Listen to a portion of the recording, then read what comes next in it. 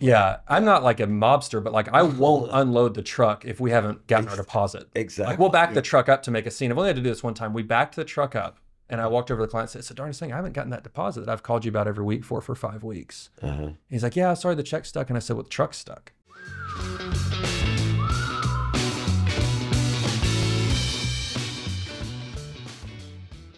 This is another episode of Big Talk about Small Business. All right, we're here with Cameron Magee today. Good to meet you, Cameron. This is a fun show to be on. I'm excited to be Thanks, here. man. We get all kinds of fanfare, like comments and emails and letters and photography. with 3D busts of ourselves made on 3D printers. Yeah. I mean, Cameron, what did you bring us today? Yeah, nothing, apparently. Yeah, that's a high bar. We do accept just straight cash. What? In gold and silver. What are jewelry? Yeah. Yeah, gold, right? Gold, yeah. Gold is where give us gold. Gold is where it's solid. I love gold. Remember Gold Member? No, you didn't. You know what I'm I talking know about. exactly what you're talking Yeah, you don't watch movies and waste your time, okay? But anyway, that was one of the Austin Powers movies. Oh, yeah. Yeah. Gold Well, I've member. definitely seen that. Yeah, I just gold remember member. that part. Yeah, it's great. I love the best part is when he says, "I am from Holland. Isn't that weird?" Isn't that weird? An unfortunate schmelting accident. Yes, Mr. Powers. All right, here we are, though. Seriously, we got Cameron Magee going. with us. Cameron's got a good story. Cameron, tell us a little bit about yourself and your business. Yeah, well, my name's Cameron. This is crazy because we're in our hometown. I've been doing podcasts a lot this past year, and this one's actually here, which is a treat. That's great, man. I'm sure. From Arkansas, like y'all. Yeah. But yeah, I wandered up to the sound booth at my church when I was 12 and started doing AV, and then formed our business in my dorm room here in Arkansas. And then, yeah, Avad 3 today is really more of a national AV team. We're all over the country doing conferences. And yeah, this week we're at home because it's Walmart Associates Week. So there's plenty of work to do Oh, here I'll in bet. town this I'm week. surprised you're even Yeah. able to do this show. Me too. Well, it's a testament to a good team. I'm Yeah, no, that's honored fair. and privileged to be here. Now I'll be loading trucks till midnight, but I'm here right now. Yeah. God You're still love doing that, huh? I love it. Yeah, actually, that's one of my goals for this week. Is I have 3 goals every week, and one was it says pig and mud, and I just want to be back on the truck tonight Yeah, that's and just good. having fun. Man, that's good stuff. It's so. Keep your hands dirty, man. Oh, I'm telling you, You got to. we are so sick and tired of this. Work on your business, not in your business. Oh no, I'm beyond that. I only do strategy. Strategy, my ass. But it's good to Okay. work on the business, but as far as the team respect, there's no respect like midnight in the semi. Exactly. Yeah. Right on, brother. Yep. Right on. So now the name of the company again, say that slowly so our audience can get it down. Nobody ever gets this right. That's the number one tip. Don't name your company something that nobody knows how to pronounce. That's a big a tip really for good the point, podcast here. But yeah, our company is Avad 3. Avad 3. Avad is a Hebrew word for serve. And Serve? I'm very big into service and customer service. I can see that. It's very important to me personally and professionally. And we put the 3 on the end just for basically SEO. Like you can't just Google Avad, you'll never find us. So it's Avad 3. Yeah, the 3 we've made up meanings over the years. It's got some spiritual meanings for me. It's got some professional meanings and things. But yeah, Avad 3 is the name of the company. Well, yeah, I mean, you said you're grateful like 2 or 3 times already, so I believe it's real. Thanks. Where does that come from in your case? Yeah, I mean, Did you grow up poor? What was your background? No, I mean, I grew up here in Arkansas. I mean, some people would say that's poor. You know, I feel like I was rich. Well, I we had great had- parents. And, We have shoes and dentists and yeah, believe it or not. cement ponds now, but In most not that places. poor. There are places. Yeah. no, I know. But so, no, seriously though. So what did your mom and dad do? Yeah, nobody in my family's really been entrepreneurial. That's kind of the weird thing is starting my own business and stuff was a bit out of left field for them. My parents moved here in the early 90s when I was 2. My dad's always worked for banks and done professional jobs like that. My mom is an executive assistant, worked for the mayor, and they're wonderful people. But I guess I've said I'm grateful 3 times already. That's interesting because I can't believe that I'm getting to do what I love, which is AV. I'm getting to own and operate a small business. I just feel like it's like the American spirit. Like it's the greatest form of being American. The only time I feel more Yes. American than being a small business owner is I like to fly small airplanes for fun as a hobby. I fly Cessnas. And there's nothing more free than just lifting off out of Bentonville and being like, where do we want to go today? I mean, it's just so freeing. Yeah. How long you been flying? About 5 years. Really? Yeah, I finished my instrument rating a couple of years ago. That's what really kind of opened the door for getting to do it more often. Where did you do that at? Here in Bentonville? Here in Bentonville, yeah. Cool. Yeah, they got a good program going on. Really good. That airport's great over there. I love that little It's field. Cool. I would love to learn cool. to fly because, like, my problem with flying is I'm not in control. I believe I it. figured it out. Like, I don't trust anyone. And your moves like 3 miles from the airport. I know. My God. I could be all up in it. It's fantastic. I'm like, I would love living there because I just come and go. But it's expensive, though, right? It's not economical, I'll tell you that much. It's a very expensive hobby. Yeah. Yeah, I have to kind of self-control how often I do it and stuff. But Yeah, it's either that or a skid steer. I'd rather be on it. I was on my skid steer last night. I should have you over at my house right now. We just had a load of dirt delivered today. Topsoil, dude. Bro, We're out there grading. I could be out there 1 bucket done. I'm telling you, I love it. No, anyway, so Cameron, so your parents weren't entrepreneurial. They were solid citizens that were well employed. Yeah. But so what made you start this business that you did when you were a freshman? Yeah, I'd always done AV, just like volunteering at church when I was really little. And then I started doing it around town. I was at church all the time, but still wanted to do more. So I would ask like the Pee Wee football team, hey, do your parents mind if I like record the last game and sell DVDs for $15? I was 13 here in Bentonville. And they were like, yeah, that's cute, kid. Knock yourself out. We'll see if you actually love ship it. them. It's Yeah. And so I did that and then ran sound at different like choir concerts and weddings and stuff. Said, give me $50 and a sandwich. My mom will drop me off. And just, I basically think that I became entrepreneurial out of a necessity to do what I love more often. There's not a job in Bentonville, Arkansas at age 14, 15 to do AV. You could work at McDonald's when you're 14. You could push carts at the Supercenter when you're 14. That's what my friends did. But to do AV more often, I had to start something.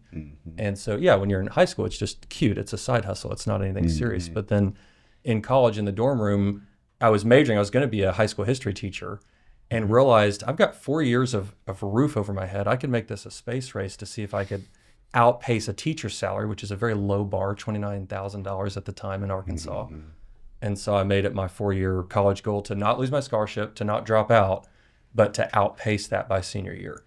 And I did that, and so I just never taught. I've just been doing this ever since. How long ago was that? 15 years. I'm 36. Wow. Okay. Yeah. So how big is the firm now?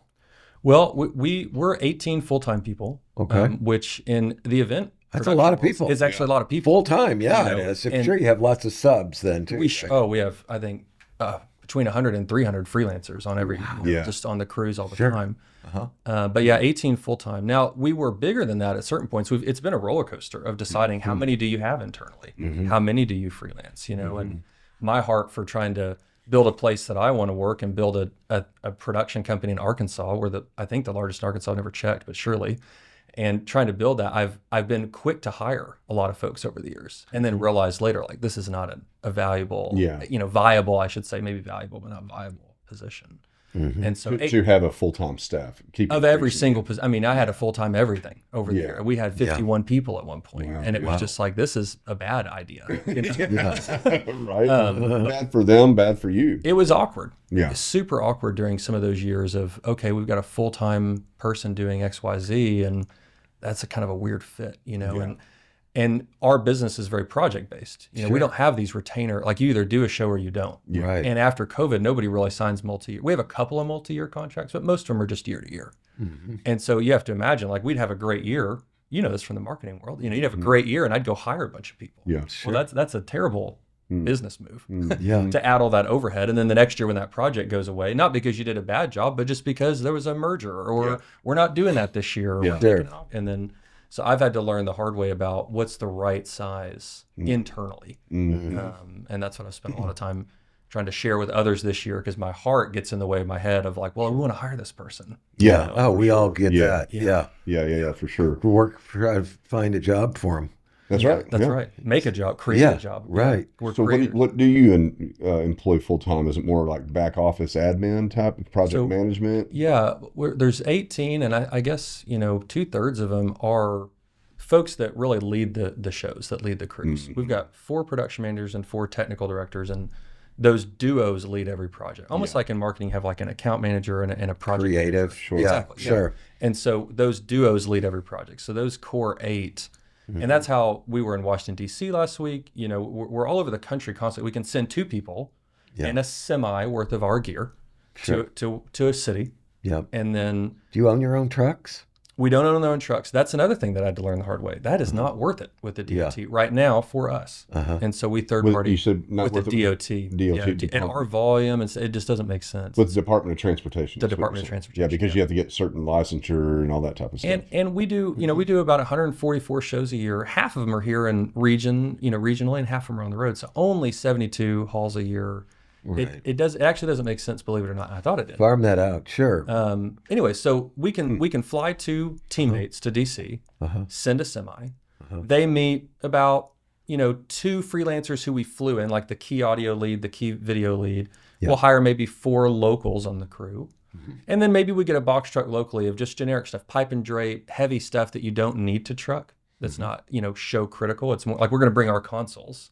But the show critical just... some of that is union supplied in some cities. Absolutely. We work with a lot. We work with like a lot. Chicago. Chicago's heavy. Las Vegas. Yeah. There's a lot that are... Most of California is extremely unionized. So after those 8, do you have people that are helping to coordinate this stuff? I mean, like, what's the rest of your full-time looking like? There's 4 of us that are kind of the leaders in the company. My wife and I being 2 of the 4. Okay. And then, we've got a salesperson, a marketing person, and then 1 coordinator, and that coordinator role is really the glue holding us all together. Sure. Being a pilot, I think of it as the ATC. Like there's this one person. Sure. There's 100 planes in Arkansas. The traffic manager. That's right. And that's one person that handles all those shows. We've got it. It sounds crazy that it's one person, and we hope she doesn't quit. We've got all these checklists. If you're listening here, whoever you are, she's appreciated. I love you. She's very appreciated. Thank you. Yeah, we tell her every day, thanks for what you're doing. But we've got it down to most shows, it's about a 240 item checklist that it takes to do a show from start to finish. And we've refined that over the years. Right. We know it takes 240 things, 144 times a year. And so it's some of those checklist items are like, have we packed enough gaff tape? Yeah. You've probably gotten better at this over time. It's amazing. It's a constantly iterative process, I'm sure. And I think event production's super kind of niche and obscure. When I'm on these shows, they're like, what is that? It's weird. You guys understand it, but some people don't. But the closest cousin is just construction. A general contractor builds 100 buildings a year. Yeah. Some do. Some do. And they get good at, okay, we've got to make sure we've scheduled the painters 3 weeks before the drill. Right. And so that level of coordination, it's not insurmountable. But it's a lot of traffic. It is. And then so when you're loading the trucks, I mean, do you outsource that, or does your team internally take care of that? Well, we most of them, we're loading them in our shop. We just pitch in, like our marketing girl or our sales guy will just go out there and load the truck. It's kind of fun. You spend 40 hours a week at a desk, you want to pop up for an hour or two. It's actually cool. Now in the summer it's hot, so everybody wears shorts and t-shirts because they're going to sweat. Yeah. But we load the trucks ourselves. It's fun. I love to go out there and load a truck. Hurt my wrist loading a truck the other day. And that's what you're doing at midnight tonight. Yep. We'll be unloading a bunch of trucks. Unloading. Yeah. So you're loading for an event. Yep. On the semi, it takes across the country. They come back, you unload, put it back in the shop. Yeah. We did last week we did 9 events in 11 days. Man. So you're loading and unloading daily. Yeah, some of those are, one of those was in Washington, D.C., like I was saying. So it's gone for 11 days, We had to load it and unload it once. But the other ones are more of a quick turn. It's because last week was commencement and graduation season. So we do that for the University of Arkansas in Bud Walton and Barn Hill. But then we also do every high school within an hour here. Sure. I would imagine you have a massive inventory management. I was just thinking, like, what kind of facility do you have? It's a big old room. Yeah. It's 25,000 square feet. It's just 25,000 square feet big old warehouse. Stuff. It's a road cases and equipment. It's super cool. I'd love to show it to you. I'd love to come by and check it out. It's super organized. I that's one of my favorite things. When a client comes by, they're always like, oh, wow. Every case is color coded. Every case has a barcode. Mm-hmm. We scan them in and out when they cross the dock plate like a library book. We have to keep track of it. Who implemented that process? A teammate, her name is Karen, years ago. We kind of switched from spreadsheets to like, let's get a database and software. And she helped us. That's probably 10 years ago. We plugged that in. We're 15 years old. That's got to give a customer or client a lot of faith if they see that. I love when they can come. Now, because it says these guys are organized. They're not going to drop the ball on me. Well, I mean, if you can imagine the client, like this event is extremely important. It's their biggest day of the year. Their biggest influencers, contributors, donors. You remember the events we used to do, the Hot Firm Conference? Yeah, called Elevate. It's huge now. It's got like 600 people or whatever. So important. And here you are talking to an event contractor that's going to put this thing on for you. Yeah, you got all these expensive people there paying $2,000 a piece, and they expect it to be good. That's right. Yeah, and then you walk into an inventory management system that he has, a warehouse, and it's barcoded, and you're like, okay. And you meet this guy, and he's clear-eyed and clear-headed. That's right. It's unusual in the industry. Good handshake. Yeah. I trust this. Yeah. I trust my entire business, my reputation. I just kind of got in trouble on LinkedIn today over that, though. There was, this morning, there was a guy that put this picture out and said, does this look like an estate attorney? He met me with a baseball cap on backwards, and he shows a picture of him, and he's got his golf shirt with overly tight short jeans, okay, and those really bright white shoes. And then they showed a picture of the same guy, obviously AI done, with a suit on and everything, a double-breasted suit and all. And I said, I wouldn't dress like that one guy ever. With the hat on backwards? Yeah, his hat wasn't on backwards, but they said it was. Yeah. The author of this. And I said, I think your shirt was bad. I go, those tight jeans, never. Okay. White shoes like that, come on, And then this guy responded, he goes, that was me. Busted. But I mean, serious. I said there's got to be somewhere between that and the double-breasted suit, though. I mean, to give a little faith, right? Yeah. But no. So, two subjects I want to touch on, though. One of them is your wife works in the business. Yeah, super cool. How did that work out? How does that work out? How do you deal with that? I'd love to talk about that. Yeah. So she was super involved the first 3 years of the business just out of necessity. Sure. In college. Yeah. We were dating, and then we got married our senior year, and when I was really getting the business going. And so her involved those first 3 years, it was just me. So you can almost imagine, it's almost like a typical like carpenter who's maybe their spouse does the books or something like that, just very much a helper, a partner. And so she would help me prep for a shoot. I did a lot more video shoots back then with events, so she'd help me prep. She'd help me cull the footage. She'd help me send the invoices. And around the third year, we actually started getting like sort of legit a little bit. I had 4 people working for me, and she said, hey, I'm out. And I was like, what do you mean you're out? She's like, this is a real business now. I'm nervous. I didn't sign up for this. Yeah. She was like, we have to run payroll. Like you could screw up the payroll taxes. And like, she's an ER nurse. And she was like, we don't need an ER nurse in charge of our compliance. And I was like, we're still 4 people. It's fine. Relax. Everybody calm down. It's fine. She was like, no, I'm out. And so she stepped away. Smart lady. Very wise. Yeah. And so she stepped away. That was the third year. So, and she just came back about 2 years ago. Really? And so ironically, she was missing from that period. And then about 2 years ago, it's so funny. We got so big that I got scared, and I went to her and said, hey, it's funny. You left because you were scared we were getting big, 4 people. This is when we had like 50 people. And I said, I'm now scared. Our entire life savings, our entire risk profile, our home, everything's, it's personally guaranteed some way or the other. We have a lot of assets. So we understand that. Yeah, the risk. And I said, listen, I said $20 million in debt before, so I know. My goodness, I can't. That's awesome. That's incredible. Yeah, that's unbelievable. Whoa. I have too much right now. But anyway, go on. But I told her, I sat her down and I said, I don't think it's responsible because I'm the boss. Like I'm accountable to customers, but I don't have a board.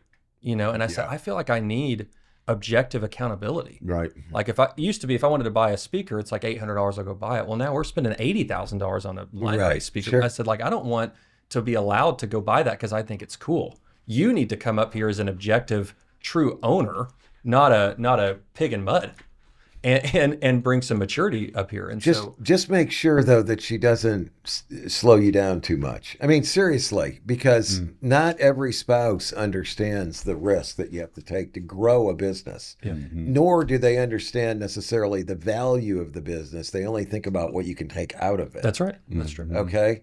So I'm not saying your wife would do that, but I'm just saying. But to the listeners, be cautious about that. Yeah, it's No, I not. respect I'm not the going to advice. bring anybody in and let them tell me how to spend money or not in my business. Right. Because I have a higher risk profile. I know if I have a CFO or a COO or whatever, they're all going to be telling me not to do it. Yeah, she Okay. she for sure has a lower risk profile. Yeah, That's exactly. that's for darn sure. It's a good balance. I mean, I'm not saying it's not. Yeah. No, but at the same time, to your point, Laura, Yeah. but it helps you, it ensures that you're thinking through It does. those things. And No. but if you, But you still make the If I decision. still make the decision, it means my confidence is that. That's high. right. Exactly. It's an accountability check. Yeah, it is. Yeah, I and think there's been a that's lot right. of times where I've had that accountability check, and I'm like, you know what? I'm actually not that as confident as I Yes. was. Right. This Yes. was actually a pretty No, I think that's a valuable. passionate decision. Yeah, I'm a high That's a quick good start. point. I'm quick to just jump and go. And she's not there to erode my confidence. That's the last thing Right. she wants to do either. Sure. And Yeah. so I want to be confident, but I don't want to be confident knowing I passed the test. I actually had to run a one pager by somebody, and she said that sounds good. You know? I mean, she's Yeah. taking the risk too. I mean, That's the other thing is for her to it's not be present. It's her money too. It's like a and her publicly traded future. company with the shareholders not getting to look at the books. Yeah, like I mean, it's her so money. you do have to respect that. Yeah. I Well, think. man, and we've talked about Absolutely. this before, like at least as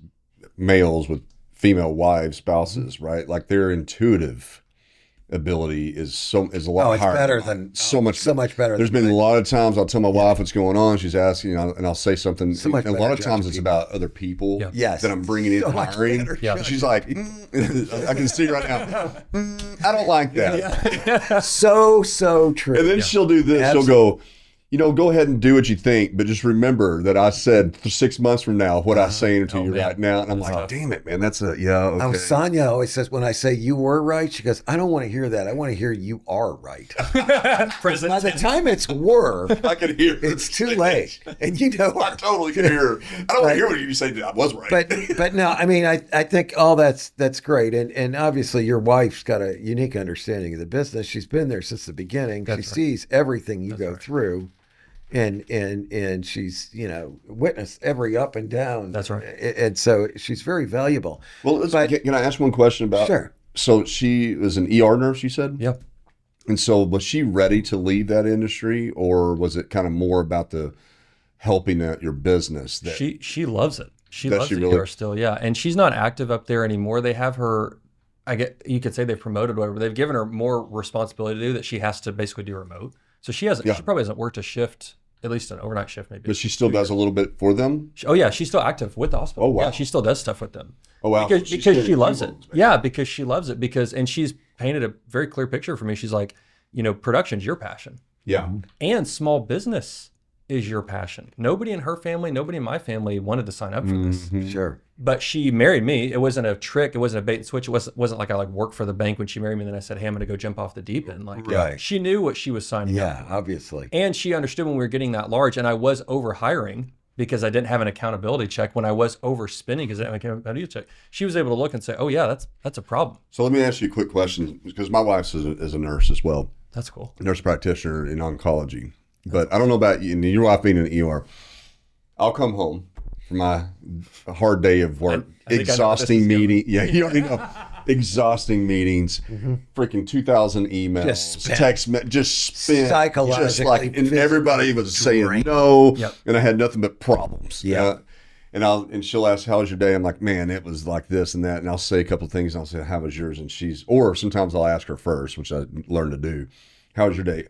Yeah, somebody came in, they were 35 years old, and they No gotten help. better, but Yeah. now they're all of a sudden took a downturn and they're not doing well. And I'm like, okay, my day was actually pretty good. Yeah, exactly. Perspective. Right? Perspective. Yeah, it's kind of like when yesterday my 15-year-old texted me and said, "How come Lily just got a new Bronco given to her, and it's black with a brown interior? How come I'm driving Sophie's old car?"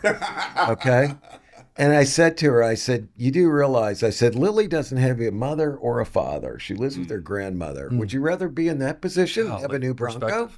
Yeah. Okay. Perspective. Completely shut that. Yeah. It was like, oh, yeah. Good All point. done. It's like, can we go driving this weekend? But hats off Yeah. to the healthcare professionals. Life and death. Absolutely. My gosh, man. Yeah. You're talking about a oncology. Come on. Thankless. I don't know how either of them. Can't pay them enough. Intense, Yeah. bad. The worst news can happen. Yep. I They could face never the do real it in a traumatic million problems. years. Yeah. It's, But you're I mean, right. just like I have so much respect for them and I do too. adoration. I mean, so thank for her service on that. Yeah. Yeah. You know, it's awesome. So let me ask you though another question about having your wife there. Okay, so she was gone. She came back a couple years ago, right? Do you find, and I don't know anything about her personality or anything, obviously, but do you find that other employees are afraid of her Yeah. just because of her last name and they know who she is? Yeah. Honestly, I think it's hard to split the difference, but she came back around the time we had to do layoffs because I overhired. Mm-hmm. And so I think it's really more the season and the timing of when she came in. Yeah, so she was associated with Probably that. everybody's scared of her. Probably everybody's scared of me. You know, Yeah. it's like, Yeah. you know, scared of me because I was reckless and overhired. Yeah. Scared of her because around the time she came back, we laid everybody off. Right. You know, I don't know that they're now she's super servant hearted. I've actually never met a more selfless person than my wife. That's why, Well, she has to be Married working in her the freaking ER. yeah, I married her quick because she's so selfless and just beautiful. But she comes in and she doesn't sit at a desk. She doesn't stay in the boardroom. She's always in the shop.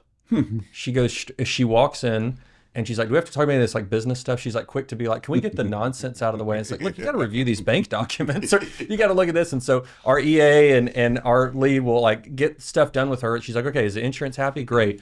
I'm going out in the shop.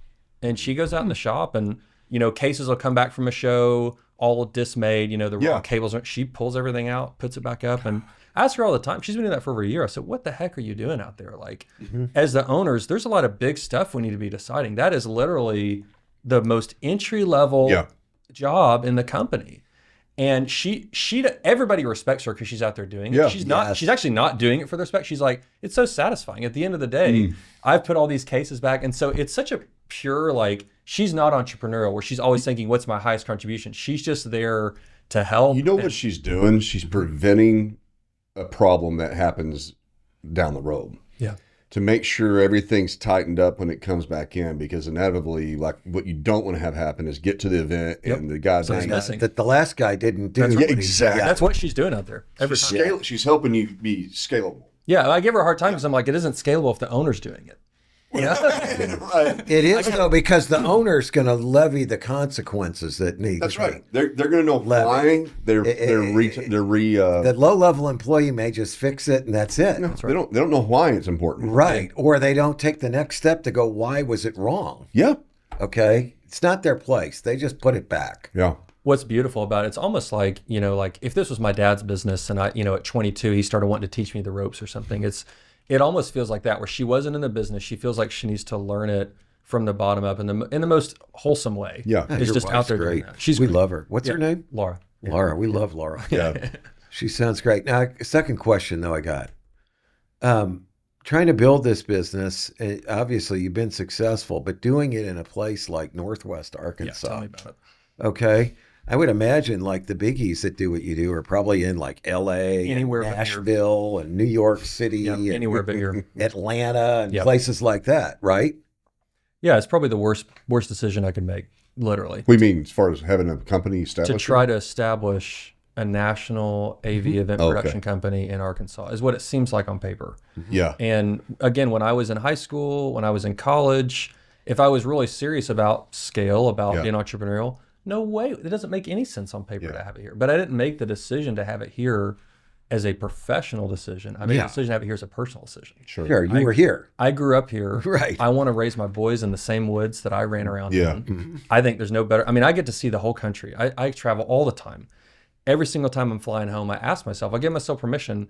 I could move. I'm the entrepreneur. We could move. Right, We could be exactly. anywhere. Do I want to be in Vegas? Absolutely not. Oh, Do I want to agree. be in It's Orlando? Absolutely not. Those are my two least favorite cities. in We the go there all the country. time. Orlando Las and Vegas, Vegas? number We do one, and events. Orlando's We do number events. two. You guarantee And we're New there. Orleans, number three. Yeah, just got. Why is Orlando? Because that's where Disney. Soulless. No, it's soulless.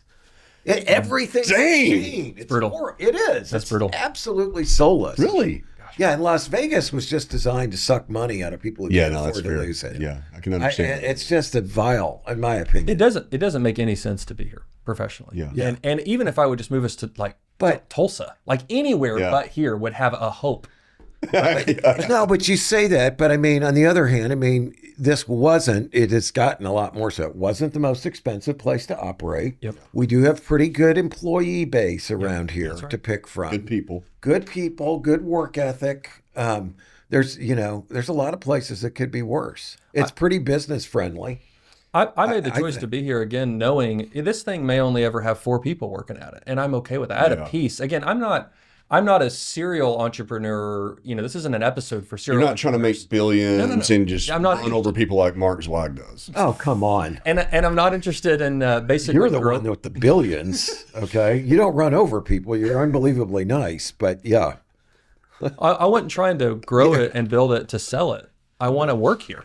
Yeah. That's the weird thing about it. Like if we were trying to start, I'm sure you guys have interviewed all sorts of people, starting a coffee shop and trying to make 100 locations and then sell it or something like that. I just actually like making coffee. Yeah. And so I'm trying to build a place that I want to work. And again, when I graduated from college, I would have not been entrepreneur. My whole family wasn't. It's just there wasn't a place in Arkansas that I could get a job doing this. Yeah, sure. And so I said, well, I'll start my own thing. We'll have a trailer and a storage unit. And I'll have 3 or 4 guys by the time I'm 40. And that'll be how I make my living. Do you think that, I feel, this is my perspective, but the area is kind of becoming more, there's more attention towards like I guess the credibility of like if you're out of Northwest Arkansas, like it's easier to recruit now. Yeah, it really is. And people have come here. Like I was at a meeting a couple of weeks ago with some people that aren't from here at all, and 2 potential investors. One's in LA, the other one's somewhere else, but he was like, oh, yeah, Northwest Arkansas is fantastic. Yeah. I was there. I couldn't believe how great it was. But I'd even say on the professional side of like where they recognize that we do have major, like obviously Walmart. There's more media. We're getting much more PR. People are like, I mean, from a professional business sense, you know how to handle bigger business. I'm getting a little bit of that, not as much as probably what you get in a bigger city like a New York or whatever, but there's definitely some credibility there. But I mean, don't you travel around a lot. I used to fly all the time too. Isn't it a great feeling when you step out of the doors of XNA Airport and you go, that's right, the fresh air. Especially after Vegas. The greenery. Smells good. Chicken. Home. I can walk to my car. It's not like a tram ride away. It always feels so good. Every time I come home. It does. Every single time. So back, I was like maybe 19 or 20. I moved out west and I lived out in Colorado for summer, and I was driving back home. It was an old Honda Accord, hot, going through the deserts and stuff. And I started hitting the greenery, And then but I'll never forget, I started smelling chicken. Yeah. Well, it was really great then. I was like, I'm coming home, baby. You can smell cow poop at XNA when you get out. It's beautiful. Yeah. I do. I don't smell absolutely chicken, beautiful. I smell cow poop. Yeah. I know. I love that.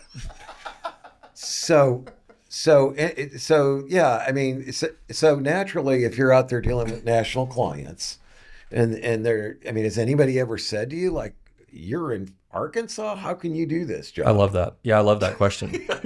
I love it. Well, the first thing I say is, well, we're in Walmart's backyard, and we've been honored through personal relationships to serve them for over a decade. And a lot of business comes through Northwest Arkansas. Mm-hmm. And so we've met PepsiCo, we've met different, Ecolab, different people who have come through here and then taken us with them. Mm. And then even we're honored we get to serve the White House, the President of the United States, through multiple different administrations, not just the current one, but the previous one. And we met them because a campaign manager came through our hometown and then remembered us when he got the big job. Cool. And so we're small, and then we're in the kind of the middle of nowhere, but also the center of everything logistically. So if we do a show in Vegas, the diesel is the exact same next year, because most of our national events, they move them every year. So the next year when they move it to Orlando and they say, hey, we moved to Orlando, what's the new budget? It's the same budget. It's the same distance. That's fair. Wherever we go. That's and so that's a good we have found a way. Again, I didn't found it here because it was the center of the country. No, I don't know why Sam Walton founded his here either, but that's where he was. But they ended up realizing this is a pretty good spot. He did, because Helen loved this area. He was living here. Well, he was from Columbia, Missouri. Yeah, but Helen was from Tulsa area or eastern Oklahoma, and she's like, I want to live around here. And she didn't want to be in a big town. So they made the same decision for personal reasons. Yes. They chose to be That's here. Exactly right. And then that ended up being blessed, and it worked professionally. Well, that's right. I think a lot of us start these businesses. You already said it. It's like you don't necessarily go, I'm going to be X number of people or so many millions. You just start out doing it because you like it, you see a need, Yeah. and then it just grows over time. It's not all a function of planning, like we sat down. I worked for a guy when I was young and in high school. I worked for a guy who owned a bunch of bike shops. And this is a guy who did do that. He worked for the federal government as an economist, and he decided, it was in the early 70s, he decided he wanted to start a business that was going to be one he could employ his 3 sons in, that would be positively affected by an energy crisis and was good for people's health. Wow. And he came up with the bicycle business. Wow. Because he knew nothing about it. So then he did a study and came up and all the places that he could start that, how many days of sunshine they had per year, how many people per bike shop, and he decided to do it in St. Louis. That's a logical process. That's incredible. Okay, he was very successful at one A lot point. of respect for that. Yeah, but that's not the way most of us do it. No, That's not at all. He was like 45 when he did that. Yeah. It's a totally different deal. Yeah. We all did this stuff when we were young and stupid, didn't really have a plan. And so, what advice? Now, you've been through this, you've grown this business significantly. You said you had too many employees at one point. Does that mean that you scaled back on your revenue, or does that just mean that you outsourced more of it? Yeah, both. We certainly outsource more now, and it's better for the customer too. We were employing essentially the whole crew for any given show in-house. So the audio tech, video tech, lighting tech, the camera operators. Jeez. And then we were flying them to Too much overhead associated with Vegas, Orlando, 15, 20 grand just in airfare. Yeah, well, And that's hotels, for the meals. client. It's airfare. It's the hotels. But what it meant for business that wasn't good is events are seasonal. Around the 4th of July, nobody's doing a national conference. Everybody wants to be off around the 4th of July. Yeah. We can't pull a rabbit out of a hat and make a show happen the 5th of July, no matter what we do. Yeah. One time in 15 years, we did a show on the 5th of July. The 5th of What July. about the 250-year-old? This year would be a good This year. year's a Yeah. for 4th of July meals. Yeah, a good year for outdoor, Tom Petty or whatever. Sesquicentennial. But not necessarily our core business of like Sure. corporate conferences, around Yeah. the 5th of July. Right. And so we were trying to pay for those people in the valleys Made off no of the sense. volume we did in the peaks. Yeah. So we're running them ragged. From a work-life balance standpoint, in October, they're working Yeah. 80 hours a week. Right. In July, we have to keep them employed. Right. For the client, it's not good. And so we realized this is not good. Let's hire a local crew in whatever city, Cincinnati, Philadelphia, wherever we're going. Let's hire a local crew. It's better for the client. It's better for the local economy too. I don't really like showing up as a circus or road show and not using anybody local. That probably gets people mad. That's fair. It makes me mad. When somebody comes to my hometown Hell and they're yeah, completely baby. self-contained, I'm Yeah. like, come on, call us for something. Yeah. Yeah. And so I Spread a realized little bit of the money around here Come on, locally. man. Come on. So I realized that there's just a better way to run the business that way. And so but also we've had really big projects. Kind of our P&L has gotten lumpy over the years where you do a really big project. And again, I would scale up for a big project, not realizing this is not a retainer. This is not a sure thing. You can't add overhead for a project. It's a project. Sure. Yeah, and in your industry, it's kind of hard to get a subscription, monthly recurring revenue. This doesn't exist. There's nothing like hey, that. pay me $20,000 a month for your event next year. We have to work to eat. Yeah. There's no such thing. And so, it's been a function. So, our revenue has been lumpy over the years. It's a scatter plot up and to the right, but it's lumpy, Yeah, those big jobs are like a freight train when they pull out, right? That's right. It just leaves this void. Yeah. Well, speaking of all that, like like you just discussed, there's a lot of intensity around certain areas. Yeah. And then even your smaller local full-time team, when those seasons come in, that intensity rises for them, even though you do have freelancers that are helping them take that burden on. But how do you keep the team motivated, not having burnout during those high peak seasons, and being able to kind of keep that culture energetic? Yeah, I don't have a magic pill for that, but I just try to lead through just being as open book as I can and just very pragmatic about explaining to them, look, there's sprinting and there's resting. And we all know the 5th of July we're going to rest. So take that PTO, get out of here, go enjoy some sunshine, get lost, enjoy it and rest. Yeah, just for the love of God, please do not try to take 2 weeks off. That's right. And they all understand that. October. We call it Worktober. Yeah, there's plenty of work in October. October is it. Yeah, and they'll understand that. Why is October it in your industry? It just is. The calendar, it's like a McDonald's M. Like April, May is a huge peak, and then it dies in the summer because no corporation wants to ask their people to do an event. No conference wants to try to sell tickets then. And then September, October, it's another peak. But then, Christmas and New Year's, nobody wants to do anything. And so it makes this double bell curve every 6 months. I believe it. It's fascinating. So let's talk a little bit about the financing of your business. Do you deal with a lot of corporate clients? Are they all paying you promptly, or do you have these 60, 90-day We've ARs? had some net 90 situations in the past. Do you have a bank line of credit for that? Yeah, I certainly stay active where I can draw it. We're not drawing down on it currently, but I have a healthy one that we can if we get in a problem. Okay. But yeah, our industry gets around a little bit of the procurement simply because, let's say a vice president at, Unilever wants to have an event. Hey, we need to get the department together in September for a kickoff for our new initiatives, whatever. Sure. And they decide, 6 months out or 30 days out sometimes, we want to have this big event. They have to pay the hotel a deposit. They have to pay the venue a deposit. And those deposits, they don't hold the place until it's received. Sure. And so they have ways to get around procurement, saying, no, this is... Yeah, it's like you don't show up unless you get some money. Yeah, I'm not like a mobster, but I won't unload the truck if we haven't gotten our deposit. Exactly. We'll back the truck up to make a scene. I've only had to do this one time. We backed the truck up. And I walked over to the client and said, it's the darndest thing. I haven't gotten that deposit that I've called you about every week for 5 weeks. He's like, yeah, sorry, the check's stuck. And I said, well, the truck's stuck. Truck stuck. I love it. Hells yeah. Yeah, but I only did it one time. Play hardball. Come on, Ken. Hardball. Truck stuck, but it can go forward. Get on out of here. You know what I'm saying? But we usually, they can get the deposit paid. And then I don't mind net 90. We don't have to do most net 90. Usually if they're paying upon receipt on the deposit, we can get net 30. But again, our events are always rolling. And so I'm sort of okay with just realizing we have to manage a pretty large amount of cash on hand so that we can ebb and flow like that. We have to do that because we have to make it through summer. Sure. It's like hibernation. It's just like in nature, sure. Like you have to have a little bit of a nest. So how about all your equipment? I mean, you're very asset intense.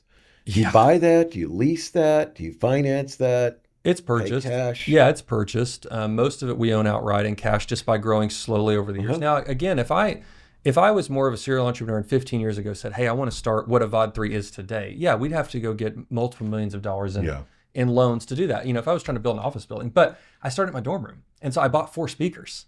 And then, we got those, and then got I 8 bought speakers. 4 more. And now we have 90 speakers. This is a transition to one of the hottest topics that we always talk about, where Mark starts banging his hands on the table. The problem with a lot of the new entrepreneurs today think that they have to go raise capital Oh, yeah. in order to build a big business. I disagree. Disagree, right? Because now, again, I do think there's a sliver of whether if you're in tech is AI, different. different. But 90% of the other businesses that are out there, you can just keep investing and just grow. Mentor told me it's a crockpot, not a microwave. And I just got a big dosage of patience. Well, the other thing, though, I mean, I agree with that. I mean, I started my primary business when I was 30. Okay. That's kind of late in a way, though, because I needed to make so much money. Yeah. To make the jump. Yeah, was in because the I dorm already had a kid, I was married, had a house, all that. That's right. I was able to do it. You were 18. You don't need to make any. Wait a minute, you're married? I thought you just got married a few years ago. Oh, shush.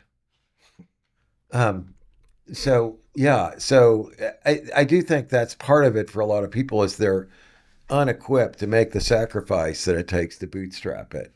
And they think like, oh, I make $150K a year working at Procter & Gamble. Therefore, I need to make $150K out of this I business. pity that person who can't make the leap. I talk to friends Good all luck. the time who are like, you're in small business. I've always wanted to own my business. And it's like, well, if you're 40 and you make $150,000 a year and you have incredible benefits, I respect that you're in a different position than I was in the dorm room.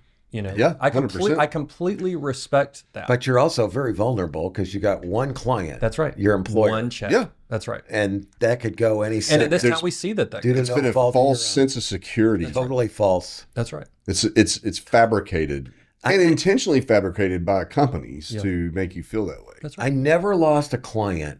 In fact, I just said this to one of my daughters on the way here, that I didn't replace with somebody better. Well, Every single time. Okay. That's fair. But when you're going through that, you don't feel like that, right? Yeah.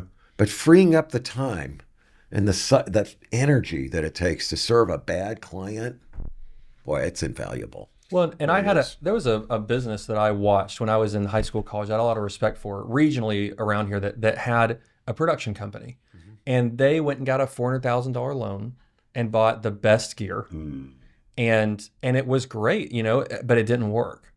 And I think it's because they bought, you spend $400,000. Imagine building this building we're in right now, or building a home, and you don't know, do we need like more bathrooms or more conference rooms? Like, you don't know. You're not spending the money wisely. You can't know what you're going to need exactly. I bought 4 speakers. I thought we were going to be a video production company. We were doing a lot more video back then. Sure. YouTube was booming. It was an early stage, and so it's like everybody wanted us to make a video for them. And so most of our business was like, we would do a video and then they'd have us come do like their annual event, whatever. If I would have taken out $1 million back then, I would have bought all these red cameras and expensive stuff. It's so true. And then not been able to finance it because the volume didn't come in. I bought 4 speakers, I put them in a trailer, and then I bought 4 more, and then I bought 2 microphones, and we just slowly over time have learned what do people actually respond to. I would have thought, even doing events, I would have thought we'd be mostly doing concerts because, again, in Arkansas, we don't see a lot of 3,000 person conferences come through here. We have one little convention center, but the shows that we do on the road, they can't come to those Arkansas. They go to real markets. Yeah, they don't have big enough facilities to support. Yeah. And so again, even enough hotels. Imagining back in the day, like, oh, I need to buy one of those mobile stages. I need to have a really big subwoofer array and do live music because that's what I thought you did, Here at the Amp at the mall in Fayetteville, I thought that's what shows were. Yeah. And I would have bought all the wrong gear because I realized, it's like, oh, Walmart needed me to do a meeting. What are these meetings? Oh, it's hundreds of people and they need big projectors and screens. We should buy projectors. That wasn't in the plan, and now projectors and screens and LED wall but just a little at a time and being patient. But I could be patient because I was 21. Right. If I was 30, if I was 40, you would feel impatient. And I respect that. You might. Yeah. Well, I think you might have followed one of the greatest golden rules is which the best financing, the best money is the market money. Yeah. Like everybody to do something. Everybody tries to go to investors, VCs, private equity, credit lines, credit cards, whatever. If your best form of capital is coming directly from the market because it's telling you what they need. That's right. It has no interest to it that you got to pay, right? I mean, it's the absolute best form of capital. Yeah. The last year I've been doing more of these podcasts and stuff, and I've been fascinated because I've always been like, who wants me on their show? What are we talking about? But my story 5 years ago was boring because 5 years ago, everybody wanted to talk about tech and rapid startups and stuff. And now there's more of a trend of like, hey, I just want to buy an oil change place and run a good old business. And so this has been a more interesting story, apparently, for people to listen to the last year of just, it's just a good old business, and we kind of grew it small. And it makes me happy to hear that. I mean, hopefully the point's starting to get across because it's a danger zone to think that all business is Silicon Valley. That's the part of the problem with media and popular culture. That's the problem in academia for a while. Yeah. I think we're finally learning that. That's good. But everything was geared in entrepreneurship to tech-based companies. Well, and we really need to understand that here in Northwest Arkansas, because unfortunately, I think that there's a lot of decisions being made about venture capital and how it starts entrepreneurship in Arkansas. Yeah. And that's like the damn opposite of what we're really good at. We're really good at starting business and being entrepreneurs, not trying to be Silicon Valley. Yeah. Yeah. And we're good at lots of meat and potatoes businesses that absolutely. aren't inventing anything new, but they're just doing a better 100%. Job. Just do it better. Yeah. That's the definition of entrepreneurship, right? Isn't that the French word? It says like taking two things and like making them better. So isn't that where the word comes from? That's a good point. I'll look it up later, but I think that entrepreneur, that French word is like two normal things, but combining them and saying, hey, it's sandwiches freaky fast. Okay, that's a different business. That's not Subway, that's Quiznos, or that's Jimmy John's. Like, it's normal things, but combining them differently. I think that's where the word comes from. It's fantastic. Yeah. Well, Mark's got some text messages to get through, so I think we probably should go ahead and shut down this. Such an ass. We're actually out of time. I'm just giving you shit. Well, you did tell me to shush earlier. Live on camera. You did. You said, shut up, Eric. When I was asked about you being married, like I thought you got married a few years ago, and you go, shut the hell up, Eric. Oh, well, you were just BSing. You guys might spend too much time together. I'm not sure exactly. It's great to be in Our here, shows get worse the longer we do these. Like we're like two old freaking men that just hate each other. But no, we don't. We're stuck. We're stuck. Well, we got too many fans. Too many people depend on us, you know, to Life or death. Like it's life or death. Like our sponsors. Yeah, just like our sponsors, there's so many people that want to invest. Yeah. This is it right here. Yeah. Okay. We're, you know, you share your story, Cameron. It's a lot like what we're going through right now. Like we started this out, now it's gotten huge. Like their show is just like international. I mean, you can't go anywhere without like crowds. I know, but Just throngs. like we didn't ask for gathering around us. this. That's right. We didn't ask for this. We're just here. But no, we are out of time. Cameron, how do people get a hold of you? How do they get a hold of VOD 3? There you go. You nailed it. See, that's good. It's my fault for naming it that. That's fair. I want people to add me on LinkedIn. You know, for a long time at the end of these shows, everybody said, oh, you need to give them your website and stuff. And that's great. In the rare chance that one person listening to this is an event planner that needs an AV team for the national conference. Yeah, it's avod3.com.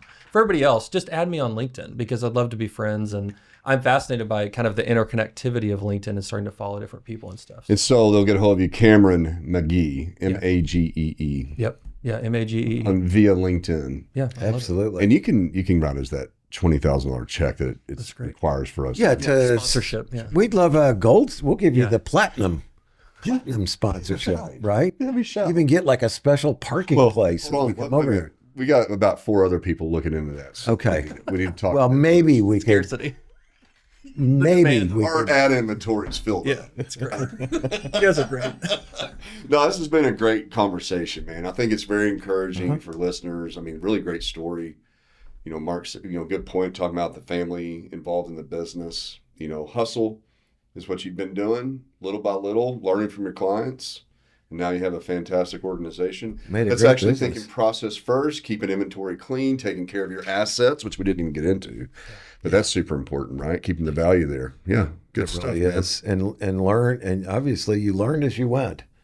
But it's just that works. I mean, it's just like you were saying, you can't just go buy everything and start out. I see that with people, they want to get a building right away for their business. They're like, I want to go buy a building. I'm like, you don't even know how big you're going to be. That's right. You don't know what you need yet. Yeah, and that's one of those things you buy and you're pretty well stuck with. Yeah. We owned a building. We had to move out because we didn't know how big, and so we outgrew it. And now we're leasing, and it kills me. I want to buy again, but Laura and I are too scared to buy. We don't know how big we need it to be. Exactly. Everything's better when it evolves over time. Yeah. Iterates. Like ketchup. Yeah. Like Heinz. Yeah, like a molting. What are you talking about? Ketchup. Patience. Good things come to those who wait. Yeah, I guess. Ketchup commercial. Oh, okay. I haven't seen that one. That's good. Well, it's been a long time. Yeah. Okay. Maybe you're the only one who saw it. Maybe. I think so. In the room.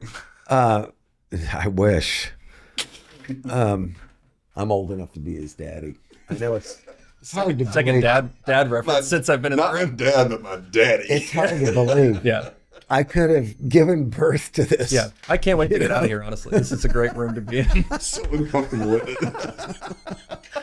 All right, everybody. Well, thanks again for being here with us today, Cameron. It's been great meeting you, and I can see why you've been successful. You're obviously a extremely smart guy and hard worker and very much trying to do the right thing. Thank you. Yep. Appreciate it. Good stuff. It's great stuff. This has been another episode of Big Talk talk about small business. about smallbusiness.com.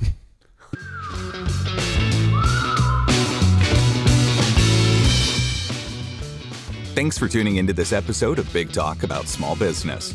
If you have any questions or ideas for upcoming shows, be sure to head over to our website, www.bigtalkaboutsmallbusiness.com, and click on the Ask the Host button for the chance to have your questions answered on the show. Stay connected with us on LinkedIn at Big Talk About Small Business. And be sure to head over to our website to read articles, browse episodes, and ask questions about upcoming shows.